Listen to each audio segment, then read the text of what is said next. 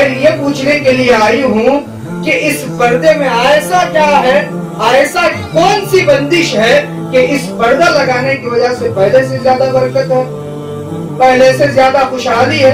गौस पाक रज़ी अल्लाह ताला अन्हु ने इरशाद फरमाया है, अब इस गौस पाक रज़ी अल्लाह ताला अन्हु की 11वीं मनाना और साथ ही साथ आपकी तालीमात पर अमल नहीं करना, ये हमें अंधेरे घड़े में तो ढकेल सकता है, ये दामन गौस से हम वाबिस्ता है बता नहीं सकता। और गौस पाक की बारगाह तो वो बारगाह है, आपने बरसों से सुना है, अगर चोर भी आते थे अपने वक्त के अब्दाल नजर आते थे। देखा जा रहा है तो निगाहें हर तरफ उठती है तो गौस पाक ही गौस पाक नजर आ रहा है। इसकी वजह क्या है? वजह यह है कि आपने इल्मे दीन ज़ाहिर से अपने सीने को आरास्ता करने के लिए दरख्तों के सूखे पत्ते तक खाए। आप खा रहे हैं मुर्गा मसल्लम और मेरे बेटे को सूखी मुर्गी या रसूल अल्लाह।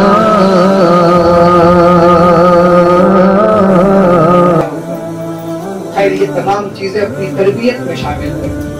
और पाक रज़ी अल्लाह ताला अन्हु ने उसके बाद तकरीबन 17 बुजुर्गों से मुहद्दिसीन इज़ाम से इल्म दीन हासिल किया। उसके बाद बगदाद शरीफ में देखिए तो अलग ही हालत है। वैसे गौस पाक रज़ी अल्लाह ताला अन्हु ने उलूम ज़ाहिर भी सीखा था, उलूम बातिन भी सीखा था। दोनों चीजों के जामे गौस पाक रज़ी अल्लाह ताला अन्हु थे। इसी वजह से गौस पाक बजाते खुद कसीदे में इरशाद फरमाते हैं, दरस्तुल इल्म हत्ता सिर्फ खुतबा वनिलतु साद मिन मौलल मवाली। दरस्तुल इल्म हत्ता सिर्फ खुतबा, मैंने उलूम ज़ाहिर और उलूम बातिन को अपने सीने में जगह दी, हत्ता कि हुआ क्या, हत्ता सिर्फ खुतबा, यहाँ तक कि मैं मकाम कुतुबियत पर फाइज हो गया। अल्लाह तबारक व तआला ने मुझे मकाम कुतुबियत अता फरमाई। वनिलतु साद मिन मौलल मवाली, मौलाओं के मौला की जानिब से अल्लाह तबारक व तआला ने मुझे खुशबख्ती अता फरमाई। अब ये खुशबख्ती और पाक रज़ी अल्लाह ताला कसीदे में जो फरमा रहे हैं, इस पर शारिहीन कहते हैं कि ये गौस पाक का ऐलान आपकी कुतुबियत पर भी है और आपकी गौसियत पर भी दलालत करता है। दोनों चीजों के आप जामे थे, इसका इशारा गौस पाक के ऐलान से बजाते खुद जाहिर होता है। खैर इसके बाद आपकी जिंदगी का हर हर सफर, आपकी जिंदगी का हर हर दिन हमारे लिए मिशाले राह है। हमें जिंदगी गौस पाक का हर दिन सिखाता है, बल्कि मेरी अकीदत ये कहती है कि गौस पाक जितने साल दुनिया में बहालत हाजिर मौजूद रहे, उसका हर हर लम्हा हमारे लिए दर्स इबरत है। देखिए क्या हुआ था, बगदाद शरीफ की सरजमीन पर गौस पाक पहुंचे हैं। बगदाद शरीफ की सरजमीन है और मुसल्ले इमामत पर अगर कोई फाइज है तो अब्दुल कादिर जिलानी है, और इसके अलावा मसनद तदरीस पर अबू सुल्तान मखजूमी ने किसी को बिठाया है तो गौस पाक है।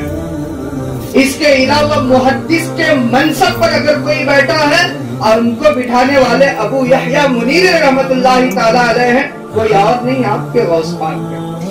हर मर्तबे के एतबार से, हर बड़े रुतबे के एतबार से अगर किसी को देखा जा रहा है तो निगाहें हर तरफ उठती है तो गौस पाक ही गौस पाक नजर आ रहा है। इसकी वजह क्या है? वजह यह है कि आपने इल्मे दीन ज़ाहिर से अपने सीने को आरास्ता करने के लिए दरख्तों के सूखे पत्ते तक खाए, सूखे पत्ते खाए थे। बताते खुद फरमाते हैं कि मैं जब बगदाद में उलूम ज़ाहिर सीख रहा था, उस वक्त मेरी हालत ये थी कि मैं इल्मे दीन की तलब में ऐसा मशगूल हो जाता था, खाना बगदाद के जामिया निजामिया में पढ़ रहा होता था, लेकिन मैं लाइब्रेरी में बैठकर इल्मे दीन से अपने सीने को आरास्ता कर रहा होता था।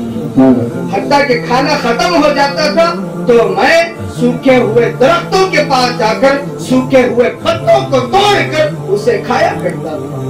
ये गौस पाक की जिंदगी है। इल्म दीन सीखना और इल्म दीन पर अमल करना इतना आसान भी तो नहीं होता ना, शायद बहुत मुश्किल काम है। खैर गौस पाक रज़ी अल्लाह ताला मनसब विलादत पर फाइज है آپ کی خانقاہ میں عظیم الشان منصب پر آپ جلوہ فرما ہیں۔ ایک عورت آتی آنے کے بعد کہتی ہے حضور میں نے جہاں تک ممکن ہوا، جہاں تک میرے سے ہوا، میرے شوہر کے انتقال کے بعد اپنے بیٹے کو علم ظاہر سکھایا۔ علم ظاہر میں نے سکھا دیا۔ علم ظاہر بولے تو کیا، علم باطن بولے تو کیا؟ علم ظاہر کو صاف صاف لفظوں میں یوں سمجھ لو، علم ظاہر مدرسے سے سیکھا جاتا ہے، علم باطن بزرگوں کے قدموں کو دھونے سے اور ان کی جوتیوں کو سیدھا کرنے سے حاصل ہوتا ہے۔ خیر علم ظاہر سے اس بیوی نے اپنے بچے کو آراستہ کر دیا تھا۔ علم ظاہر اس نے جہاں تک ہوا سکھا دیا تھا۔ غوث پاک کی خانقاہ میں اپنے بچے کو لے کر آتی ہیں، عرض کرتی ہیں حضور میں نے اپنے بچے کو علم دین جہاں تک ہوا سکھایا ہے، لیکن میں یہ چاہتی ہوں کہ میرا بچہ علم باطن سے بھی روشناس ہو جائے، علم باطن بھی سیکھے۔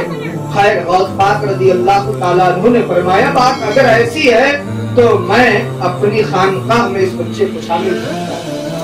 غوث پاک رضی اللہ تعالیٰ عنہ کی بارگاہ میں یہ جو بچہ ہے خیر یہ تو اصول فقہ، علم عقائد، علم قرآن یہ تمام چیزیں سیکھ کر آیا تھا، اور غوث پاک کی بارگاہ تو وہ بارگاہ ہے آپ نے برسوں سے سنا ہے، اگر چور بھی آتے تھے اپنے وقت کے ابدال نظر آتے تھے۔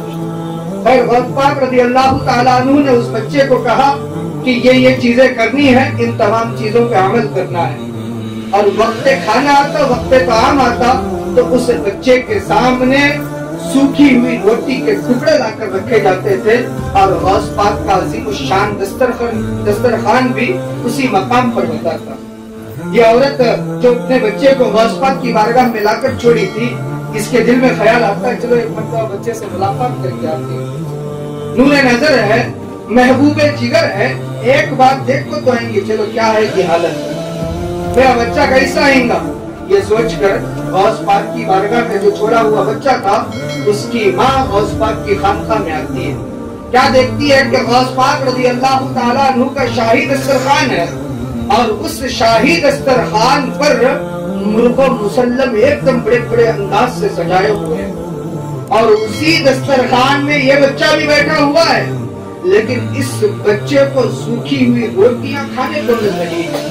امی جان تھی بچے ماں کو پیارے ہوتے ہیں، بچے کو اگر چوٹ پیر میں لگتی ہے تو اس درد کا احساس ماں کے پیر میں بھی ہوتا ہے، اور آنکھوں سے آنسو آ گئے، رہتے نہ سنبھالا گیا، غوث پاک کی خدمت میں عرض کرتی ہوں حضور میں نے اپنے بچے کو آپ کی بارگاہ میں چھوڑا تھا، اس کی وجہ یہ تھی کہ میرا بیٹا علم ظاہر سیکھ کر علم باطن سے اپنے سینے کو پرنور کر لے، لیکن آپ نے دسترخوان پر بٹھا کر میری آنکھوں کو آپ نے شرمندہ کر دیا، میں اپنے آپ میں یہ کوسے جا رہی ہوں، رہتے نہ سنبھالے، میں نے آپ کی خدمت میں یہ عرض کرنا ہے میرے بیٹے کو یہ تمام چیزیں نہ دیں، آپ کھا رہے ہیں مرغ و مسلم اور میرے بیٹے کو سوکھی ہوئی روٹی دے رہے ہیں۔ غوث پاک رضی اللہ تعالیٰ عنہ نے جیسے ہی سنا جلال آ گیا، اپنے سامنے رکھی ہوئی جو مرغی تھی جس کی ہڈیاں دسترخوان پر موجود تھی، اس مرغی کی طرف آپ نے اشارہ کہا اور کرنے کے بعد قم بِإِذْنِ اللَّهِ کہا، دنیا والوں نے دیکھا کہ وہ مرغی جس کی ہڈیاں دسترخوان پر تھی وہ مرغی زندہ ہو گئی۔ یہ غوث پاک رضی اللہ تعالیٰ عنہ کی کرامت ہے، ویسے کرامتوں تو غوث پاک کی درجنوں ہیں، بلکہ آپ کی زندگی میں روزانہ جو آپ کی خدمت میں آپ کی خانقاہ میں رہا کرتے تھے، دنیا والے 5-5 منٹ پر غوث پاک کی ایک کرامت دیکھتے تھے۔ میرا مقصد کرامتیں سنانا نہیں ہے، بلکہ آخری جملے پر بات کو ختم کروں گا کیونکہ وقت بھی ہوا چاہتا ہے، اور مولانا اسماعیل صاحب نے بھی کہا تھا کہ آدھا گھنٹہ ہی بولنا ہے، یہ تو بٹھا دیں گے، اس کے بعد کو ختم کروں گا۔ بس آپ کی بارگاہ میں گزارش یہ ہے کہ آپ لوگ غوث پاک رضی اللہ تعالیٰ عنہ سے محبت کرتے ہیں، کرتے نہیں کرتے؟ ذرا اب تو نعرہ لگا کو بولو کرتے بولو، کرتے ہیں نا؟ الحمدللہ اللہ تبارک و تعالیٰ کا یہ کرم ہے، نبی دیا تو نبی اعظم عطا فرمایا، فقیہ دیا تو امام اعظم عطا فرمایا، اور مفتی دیا تو مفتی اعظم عطا فرمایا، اور اگر غوث بھی دیا تو غوث اعظم عطا فرمایا۔ یہ ہم غلامان نبی کا احسان ہے، یہ ہم غلامان نبی کا اعزاز ہے کہ یہ اللہ تبارک و تعالیٰ کا ہم پر خصوصی کرم ہے۔ خیر غوث پاک کے آپ ماننے والے ہیں، غوث پاک سے سچی محبت آپ ہی کا حق ہے، اور اگر آپ محبت نہیں کریں گے تو پھر کون کرے گا؟ یہ اللہ تبارک و تعالیٰ کا کرم ہے کہ غوث پاک کا دامن اللہ تبارک و تعالیٰ نے ہم غلامان غوث کو عطا فرمایا۔ یہ خصوصی کرم ہے، کیوں؟ اس لیے کہ حضرات انبیاء جو حضرت آدم تا حضرت عیسیٰ آئے تھے، ان تمام انبیاء کرام علیہم السلام کی زندگی ہی میں اللہ تبارک و تعالیٰ نے ان کے امتیوں میں بھی بزرگوں کو پیدا فرمایا تھا۔ اس زمانے میں بھی اللہ کے برگزیدہ بندے تھے، اللہ تبارک و تعالیٰ کے ولی دوست تھے، لیکن ان تمام کو بھی اللہ تبارک و تعالیٰ نے ان تمام میں بھی کسی کو قطبیت غوث نہیں عطا فرمایا۔ مقام غوث ان تمام انبیاء کرام کے امتیوں میں اللہ نے کسی کو نہیں عطا فرمایا۔ اگر عطا فرمایا ہے تو یہ اللہ کا کرم ہے، ہمارے نبی اعظم کے امتی سیدنا غوث العظم دستگیر کو اللہ نے عطا فرمایا۔ یہ اللہ تبارک و تعالیٰ کا کرم ہے۔